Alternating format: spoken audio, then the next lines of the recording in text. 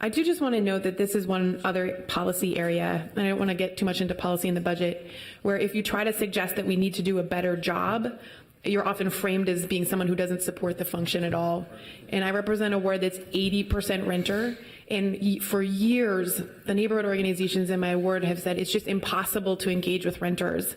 And that's just not a fact. The fact is, when neighborhood organizations become more open and welcoming to renters and make it an intentional part of a strategy in a neighborhood, some of which in my ward are 90% renter, folks do come and get engaged. I'm supportive of this funding, but I just want to say the time has to end where we say, gee whiz, it's just too hard to engage with renters or students or people of color or the folks who live in our communities, and we just have to do a better job with the millions of dollars we spend every year engaging with community to make it inclusive. But we have to stop saying it's too hard.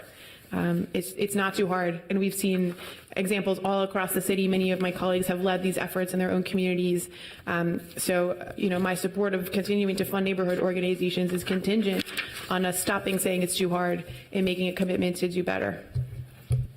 I just want to note that I don't think a vote on this indicates necessary support for allocating these funds in the future, and I want to be clear that that's what my vote is about right now. I will not support a program for public engagement that does not explicitly address inclusion with a frame of race, equity, and age, and homeowner status, and renter status, and all those other things, and our staff are working very hard on that. I can't support raising property taxes on cost burden renters in the 10th ward if neighborhood organizations are explicitly disenfranchising renters in their community. That would be a crazy vote to take, and I would never take that vote.